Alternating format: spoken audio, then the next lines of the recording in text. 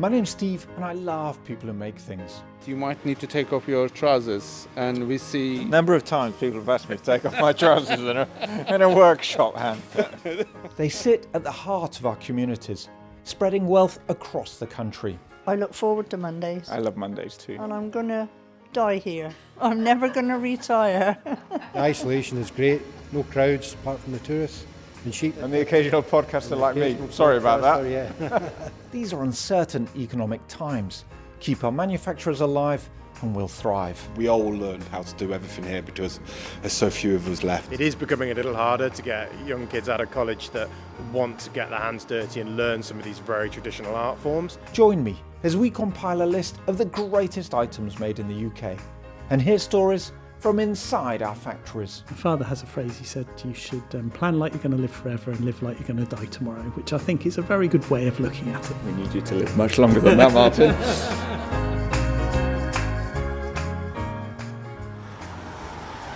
Welcome to the factory next on. Welcome to the town of Leek in northeast England, about 20 minutes outside of Stoke-on-Trent. And if I'm talking really, really fast, it's because I am so excited about today's episode. Now then, if you've got an interest in horology, you probably already know about Rebecca and Craig Struthers. They've won numerous international awards. I've been chasing them for months now to get you and I a look inside their workshop, and we're finally here. Whilst I go in and say hello, have a listen to what's coming up in today's show. So I found watchmaking by accident. I love art and I love science, so it's just this moment of, this is what I want to do. It all seems accidental, really, doesn't it, in a way? A very hard accident. Oh my word. No, it just scares me, Craig. It just scares me. So instead of having members of staff, Rebecca and I have machines named. I end up chatting to Albert. When we fall out, we go and talk to a machine. It might go extinct just because people lose interest in what we're making. It'd be a sad thing, I think. Did you ever just think, actually, do you know what? I'm going to swear really loudly now and throw Helga out the window. Yeah, many times. You've got a 7-year order. Yeah.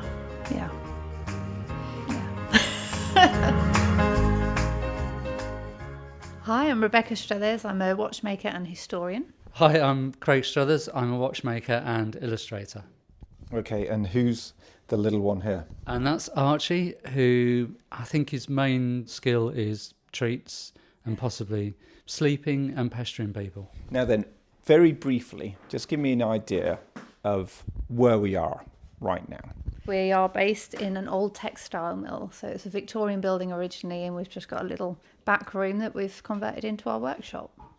It's very nice. There's two little rooms as far as I can tell, and you're going to give me a little tour, Craig? Yeah, if you go to the machine in the corner. This is a 1940s Pultra lathe, which is the lathe we use for case making. We use a traditional method of boxwood turning, which is basically attaching a piece of boxwood to the lathe and then attaching your precious metal and turning it, in this case, to make watch cases. It's nicknamed Barney. A lot of these machines did come off eBay, auctions and friends' other workshops and garage floors. This one was an eBay purchase, and the guy's name on eBay was Barney the Whippet. And so when we turned up, the most exciting thing for us outside of the lathe, we were hoping to meet a Whippet. But unfortunately, the Whippet had passed. But we thought in honour of Barney, we'd name the lathe after him. I just have this fantastic image of you ringing a doorbell and a Whippet kind of answers it and says, "Hello, I'm Barney. Here's my lathe." That's kind of what in our head. We think the same thing as well, because that would be amazing. But yeah, I think all of our machines are named. So this lathe here, which is quite small. Archers, come to say hello. I can hear it. Case making is a different kind of discipline to normal watchmaking. I suppose it's dirtier. You're working with a larger item, the watch case, which is the largest part of the watch in a single piece. And this little bench here is it's like a jewellery bench, to be honest. I mean, it is a jewellery bench because making a watch case in some ways is jewellery making. Tell me about this bench, because this bench is amazing. I mean, it's got a huge light which you've just switched on above it, and then it's just so many little, I would call them they're almost like tiny little screwdriver pieces. Yes, so most of them are very small drills. A lot of them are finishing wheels. You must have 100 different ones across the bench there that you can pick from. Yeah. Weirdly, when you do this as a job every day, you kind of get in your head exactly what piece you need. What are these little mini flamethrowers? Yeah, I'd like to think of them as. Micro flames, we've got a larger one there.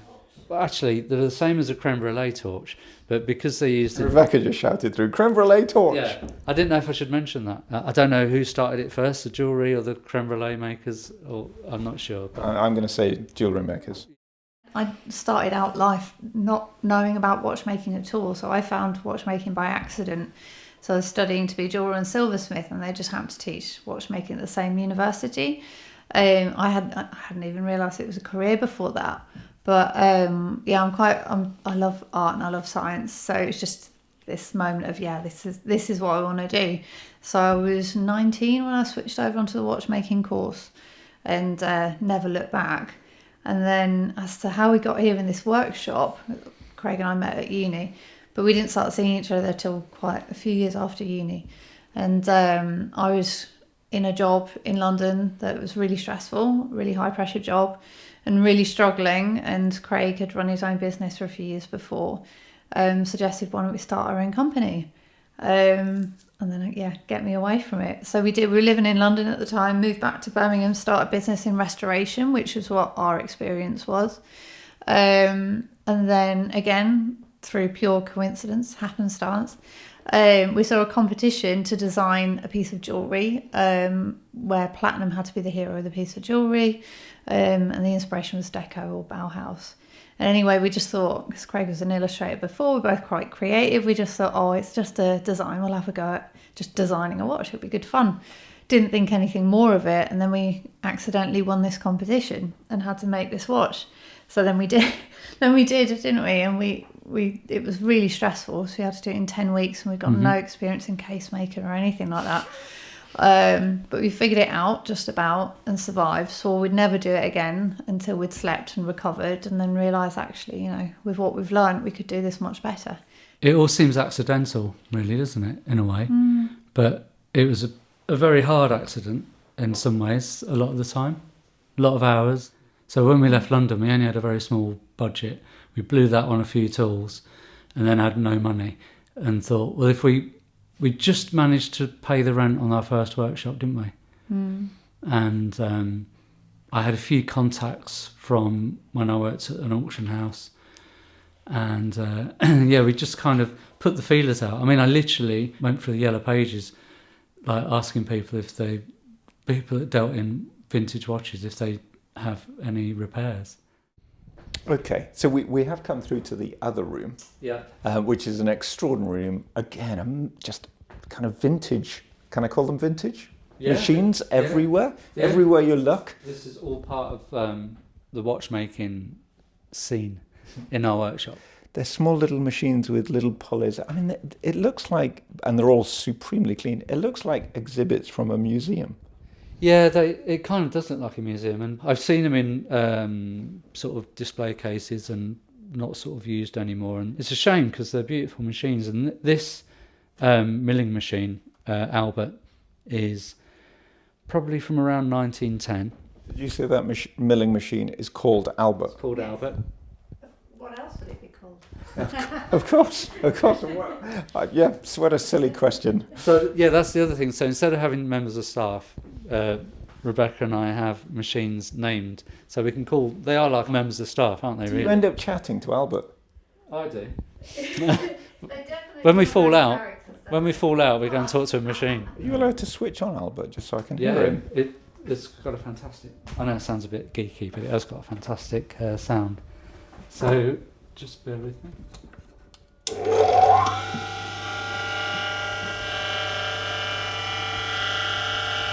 Such a lovely sound, isn't it? Yeah. He just jumped straight into action there. He was like, Craig, I'm ready. What do you want me to do? Is that that's the other thing about it. Is whilst it's relatively small machine, as you can see, the size of the motor is probably almost as big as the mill itself. And once it's up and running, nothing. You could throw so much at it, it's not going to jam or stop. It will just keep going. Introduce me to some of your other co-workers. So, can you read that, Helga? Helga. Yeah, Helga does wheel cutting. So even though this is the same lathe as those other two, we modified it to cut wheels. So I found a book. Being as we couldn't just go out to a shop down the road and say, right, I want to cut watch wheels now, how do we do it? There's a few things on YouTube and Instagram, there's people doing it. Look at this book. This is a beauty. The Watchmaker and His Lathe. H. Jendritsky. And this, I love this book because it's got a real 60s look about it, hasn't it? Like the imagery. Screaming 60s. Yeah, and even the pictures inside. I mean, the illustrations are quite blocky, but really lovely. And It's like a school textbook. yeah, it is. It basically is really. I think a lot of these things were aimed at in a time when schools were teaching watchmaking, or there were watchmaking schools in abundance. The pages are stuck in with sellotape. Yeah, that's. I mean, I like to do that anyway. That's just part of my thing. Now it started to fall apart just from me looking at it so much. Really, the front cover that was the interest for me, because I looked at that and thought, well, they're cutting teeth there for obviously watch trains. How can I replicate that? So that's basically what this is. I've just found the parts I could and put together in our way a similar sort of setup. Yeah, the lathe on the front cover of The Watchmaker and His Lathe looks very much like Helga. Yeah. Hi, I want to jump in here and give a shout out to our show's partner, a company that has a long history of helping manufacturers optimize their operations. Aviva is a leader in industrial intelligence and was founded almost 50 years ago in Cambridge. Its software connects and empowers people to improve plant productivity, sustainability and business agility. And if you're interested in manufacturing, which I'm guessing you are if you're hanging out with me, Aviva's got a newsletter. Please do sign up to it. Go to aveva.com/factory. I'll put the website in the show notes. My thanks to Aviva for supporting our manufacturers and our show. Slowly our reputation got better. People realised that we could do stuff that they had watches with faults that they couldn't get fixed anywhere else. And it's only now, recently, as I mentioned to you earlier, that thank you, Archie. Yeah. That we've kind of worked out that we need to concentrate on one thing and do that well, and it was our Project 248. How did Project 248... Was it one of you who said, actually, do you know what? Let's just go all in and make our own movement? My fault, I think, was Was it? it your we've fault, had Craig? conversations, haven't we? Yeah. But I think it was your conversation with, after you graduated, you worked for a Oh. little while with Ray. Yeah, so I had when I left uni, I had a bit of someone I'd met through eBay buying tools. I had a bit of a mentor. There's a guy that had worked for Mercer chronometers in the 70s, and he'd been done watchmaking, and he started this idea that we could make a watch movement on one of these lathes that you see on an 8mm lathe. And that's where the name came from as well. Project 248 is 2 watchmakers, 4 hands and an 8mm lathe. And that's what went into the majority. Not all of, but the majority of Yeah. it. I mean, Albert got in there too. So. Well, there's lots of different lathes, but I think, you can do it with a lot of perseverance and the right additional tools for the lathe. It's possible. Archie's drinking now. Drink there. Yeah. Perfect timing, Archie. Is it the ethos or the idea behind it still stands? So we're always going to call the 248 thing stuck now. So our watch that we're solely working on now, moving on into the future, will always be 248. Yeah, it was only supposed to be a nickname, but it's stuck. Archie, come on. That's the indexing wheel there on the front cover, which is a big brass disc with holes in it. Each one of those holes represents a tooth on a watch wheel. So we found a little CNC company who could make these discs up with all the holes in. So then we could make our own watch teeth. It's hard to explain, isn't it, without vision? If you're noticing any kind of blank/scared expression on my face, it's because this to me sounds like it would have taken ages to figure this out, just to do a little wheel. Yeah, it did. And it wasn't just that. Even though I'm like, yeah, I've made this. It looks like the one on the front cover. Let's cut some wheels. And it took us ages to sort of get... We'd cut a whole wheel, and then we'd look at the wheel under the microscope or even through our loop up at the light, and we'd notice that the teeth were leaning to the left, all of them. And we're like, okay, so something's wrong with the mill. Why are they all leaning to the left? It's just a case of us using microscopic measurements to kind of get to the stage where everything is perfectly true. Did you ever just think, actually, do you know what? I'm going to swear really loudly now and throw Helga out the window. Yeah, many times. It's too heavy. Saved by her weight. I mean, Rebecca does most of the wheel cutting, so I set it up. This is where we have really good opposite skills, because if you're doing like 75 teeth, back and forth, my mind wanders and I'm on to the next thing, and before you know it, I've gone too deep, or I've only done 74 teeth and I've took the wheel off, whereas Rebecca's really focused on that. And I like to do the setting up, so make the blank, centre it with the cutter, and then walk away, and then Rebecca does the team effort. Therapeutic. It's quite cathartic, just the methodical process of it, going backwards and forwards and backwards. Yeah, you kind of lose yourself in the moment with the watch wheel, and it's really satisfying, because you're taking a circle of metal and it comes off the machine looking like an actual watch part, and it will run, and that's just, yeah, it's really lovely. I find that quite quick in the grand scheme of making watch parts. When you say quite quick, so making one wheel on Helga, how long does it take? The setup of the machine takes longer than cutting the wheel. I think probably, what do you reckon, about an hour setting up, which isn't too bad, and then probably takes me, depends on how many teeth, of course. Some of them only have kind of 8 leaves on a pinion, so that's quite quick, and then up to 75 is maybe 25 minutes, half an hour. Something like that. Yeah. I think it depends on what's going on at the same time. Yeah. Mostly, am I going to disturb Rebecca with a question, or that doesn't make any sense. It just scares me, Craig. It just scares me. The Yeah, I wonder why effort we to get go like this into as well. each tiny little piece. I mean, I don't even know, but presumably these movements you're making, how many pieces will they have? I mean, the simplest ones, maybe 100 or so parts, but I mean, they can have hundreds of parts depending on the complexity. Especially when we're doing restorations, you've got repeaters, and we call them complications. And a complication is anything that goes above telling the time. Sounds a very appropriate name to me. yeah, they can be quite complicated. So yeah, you've got repeaters, are ones that can chime the time out on little gongs. Calendars, which tell you the day and date. But you get perpetual calendars that can keep the date correct depending on the number of days in the month, and also calculate and compensate for leap years. So they can keep the right date for thousands of years, some perpetual calendars, all using wheels. How do you get clients then? Well, I think so. We had a bit of kind of word of mouth, a few of our earlier clients found us through restoration, so we were doing quite a bit of restoration work for them first, and then they kind of got into our own watchmaking, and that got to the point that was ticking over quite nicely. And then the biggest turning point was, of all things, my book. So I published a book that came out in 2023, and it's been published in a few languages now, but when that came out in the UK and the US in particular, it went from us being booked up a year or two ahead to being booked up, I mean, it got to 10 years ahead, and we closed our order books. We managed to get it under control. I think we're about 7 years now. But You've got a 7-year order. Yeah.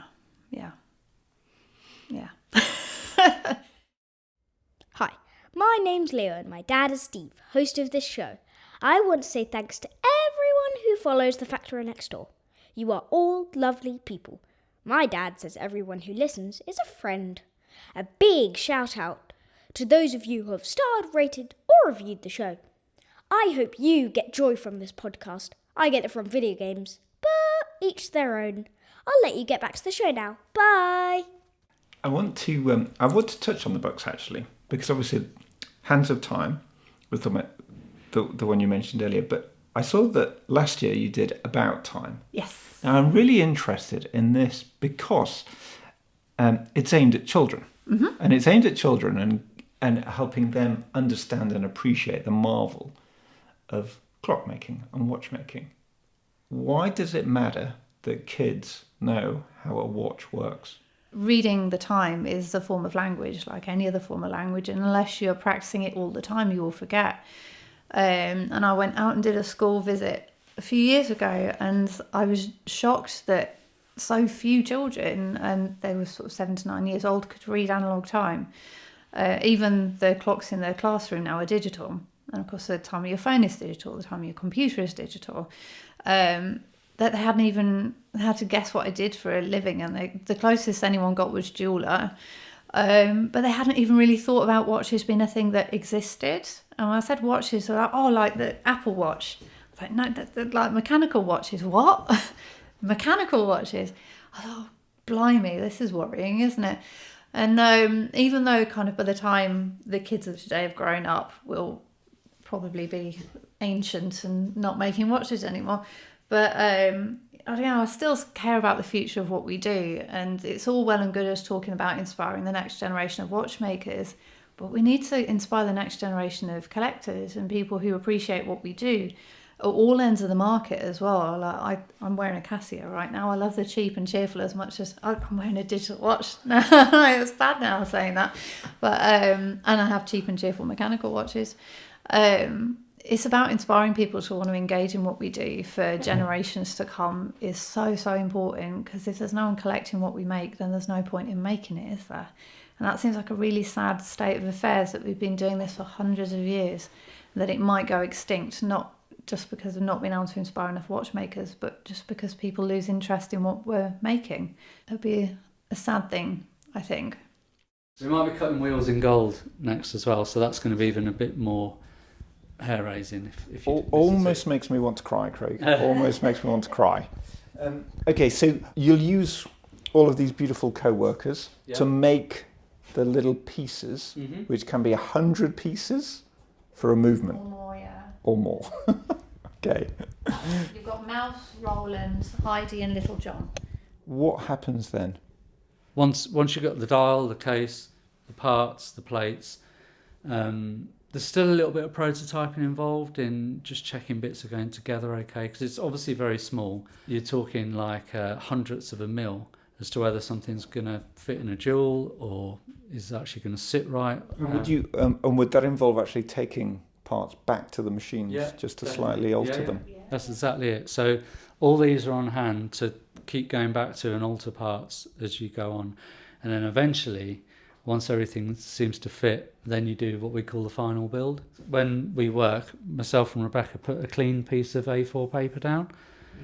You've both got a piece of A4 paper taped to your desk. Yeah, so whatever goes on outside of this is irrelevant. That's our world in that little A4 sheet. White, and it's bright, and it's, for us, it's nice to work on. You can see exactly what you're working with. But everything is within this A4 sheet of paper is what we're working on. So it's like a little miniature flat factory floor on our bench. Starts of builds are always really exciting, and then you kind of get peaks and troughs of activity of when kind of you're just making lots of things that are just bits of metal, and then the process of those bits of metal coming together to create this little living, breathing thing in front of you is just, that's really magical. I think for us, probably, I mean, the moment you first get a watch ticking that you've made completely from scratch is quite special. Because, I mean, obviously it works. So that's a really good thing, isn't it? But, to hear something running that you know just a few months or years ago was just a pile of bits of metal, and now it's a little machine, is really special. Yeah. It's very interesting you using the phrase living and breathing thing. Weirdly, I mean, a lot of it, well, some of the language you use in horology makes it sound like that too. So the escapement, which is the bit that ticks in a watch, we refer to that tick as the beat of the watch.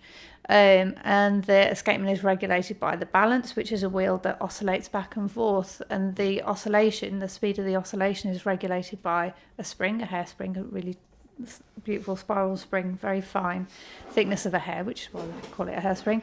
But as that swings back and forth, as the spring spirals in and out, we call that breathing. So when a watch starts to tick, its hairspring breathes and its escapement beats. I'm not going to ask you what your legacy is, but I am going to say when you breathe life into a watch, do you ever kind of reflect on the fact that it could still be going in 100 years or longer? Oh yeah, completely. I mean, we design them with that in mind. So things like repairability are really important to us. And as long as the skills required to make the parts exist, that these watches can be repaired is really important. Because we've worked on, we've taken apart watches 500 years old. So we know that what we make could be around for long, long after we're gone. So that, how your work will be remembered and interpreted and used and worn, that it can still be worn and is working in hundreds of years' time. Yeah, no, that's totally part of our design and creative process. Yeah. Are you both very proud of what you do? I think we should be, but I think, I was saying earlier about the, what was it about the unsatisfied maker who always wants to do more, better.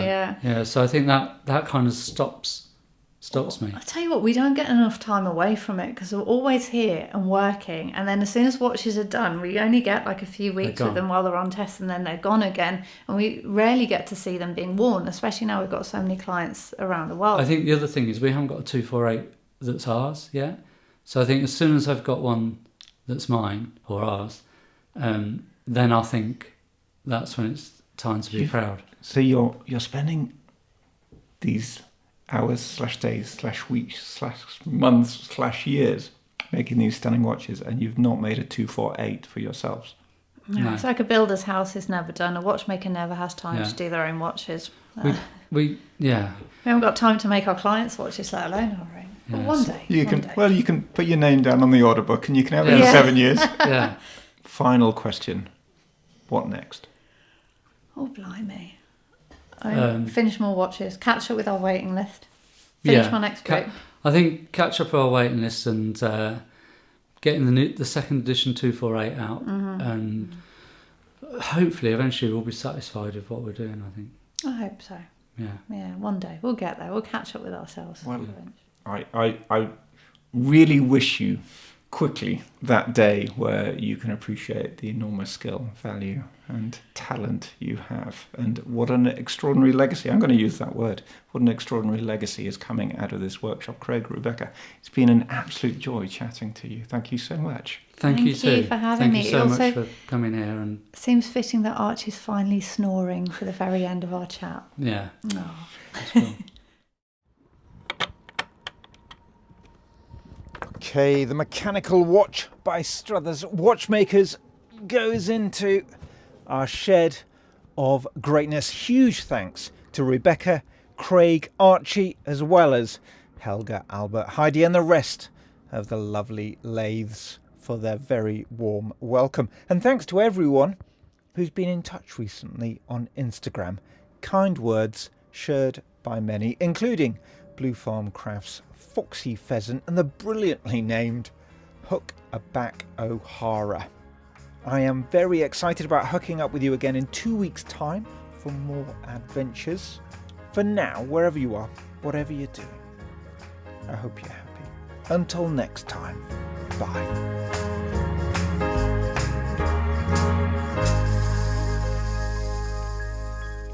A final shout out to our show's partner, Aviva, a company that has a long history of helping manufacturers optimize their operations. It's a leader in industrial intelligence and was founded almost 50 years ago in Cambridge. Its software connects and empowers people to improve plant productivity, sustainability and business agility. If you're interested in manufacturing, which I'm guessing you are if you're hanging out with me, Aviva's got a newsletter. Please do sign up to it. Go to www.aveva.com/factory. Just a reminder, I'll put the website in the show notes. My thanks to Aviva for supporting our manufacturers and for supporting our show.